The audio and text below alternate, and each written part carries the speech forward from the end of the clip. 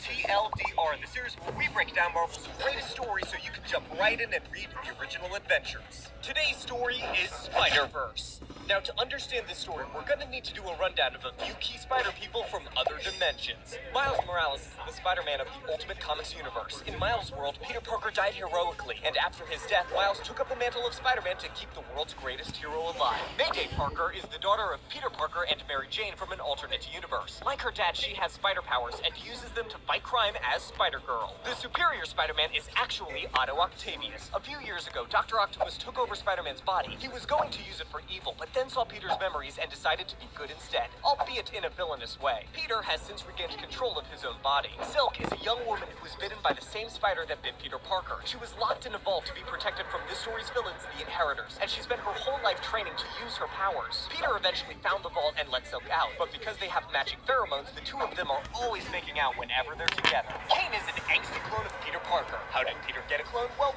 we won't get into that, because it's a complicated web of a lot of different stuff. Spider-Man 2099 is Miguel O'Hara, a scientist from the year 2099. Miguel gave himself spider powers while trying to create a hero similar to the Spider-Man of the past. Now let's dive right into the story. During his time as Spider-Man, Otto Octavius traveled across time and dimensions. During these adventures, he learns about the Inheritors, a family of dimension-hopping vampires who feed on beings with spider powers. They do this because of the Master Weaver, a naked dude in a spider machine who spins a web of fate that holds reality together. The Inheritors have enslaved the Master Weaver, and he tells them that a bunch of spider people will eventually destroy them if they don't kill the spider people first. To stop the Inheritors, Otto begins jumping dimensions to form a spider army. Meanwhile, another group of spider people all go to recruit Peter Parker from the 616 universe because he's the only Spider-Man to ever defeat the Inheritor called Morlun. Peter takes his spider team to meet up with Otto's spider team, but suddenly the Inheritor Davos attacks them. Otto kills Davos, and then the spider army retreats because more Inheritors are on the way. The spider army goes to Earth 13, which is protected by a cosmic Spider-Man. His powers are so great that even the Inheritors are too scared to attack. The army plans a counterattack and then splits up into teams. Spider-Man 2099 travels to the future with a 6-armed Spider-Man and the steampunk Lady Spider to analyze Deimos' corpse and look for weaknesses. Miles Morales takes the Spider-Man from the modern TV cartoons and runs off to recruit more Spider-Men, starting with the Spider-Man from the 60s cartoon. His team also finds a talking spider buggy that they go joyriding in. Kane and a few other spider clones travel to an alternate Earth where the Inheritor Genic has a cloning factory. This factory provides his family with new bodies for their souls to flee into, even if they are killed. Silk quickly runs off on her own to act as a decoy because the Inheritors seem especially interested in capturing her. Spider-Woman chases after Silk to make sure she doesn't get into too much trouble. Meanwhile, Peter Parker and Otto Octavius fight over who gets to be the leader of the Spider Army. Peter kicks Otto's tuchus, but the safe zone is compromised when the father of the Inheritors, Solus, shows up. Cosmic Spider-Man's powers are derived from pure life force, so he's actually the heartiest meal the Inheritors can eat. And Solus is hungry, so Cosmic Spider-Man becomes Cosmic Snack Man. Then, the Inheritors kidnap Mayday Parker's baby brother Benji, and with Cosmic Spider-Man dead, all hope seems lost.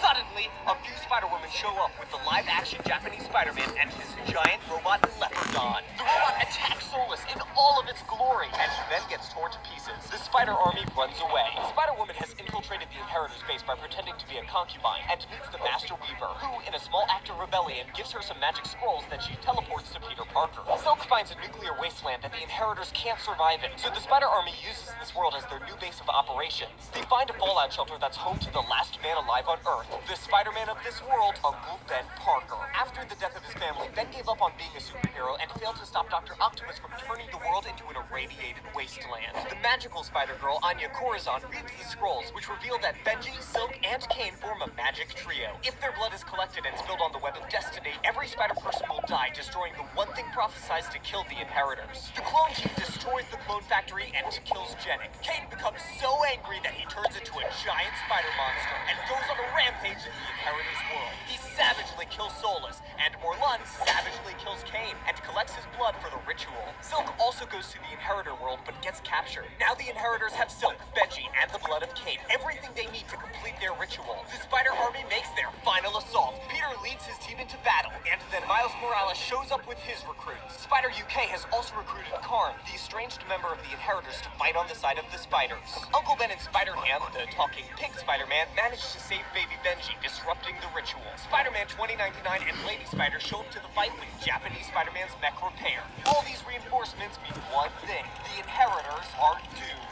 The Spider Army wipes the floor with the Inheritors and then throws them into the radioactive world. The Spider People are victorious. But aftermath of the victory, there's trouble amongst the spiders. During the battle, Superior Spider-Man decided to literally end Destiny by killing the Master Weaver and cutting up the Great Web of Life and Destiny. Peter beats up Otto again and sends him back in time with no memory of what happened. And then Karn takes the place of the Master Weaver to repair the Great Web. Uncle Ben goes to Mayday's dimension to be part of the family again, and all the other spiders go home to happy endings.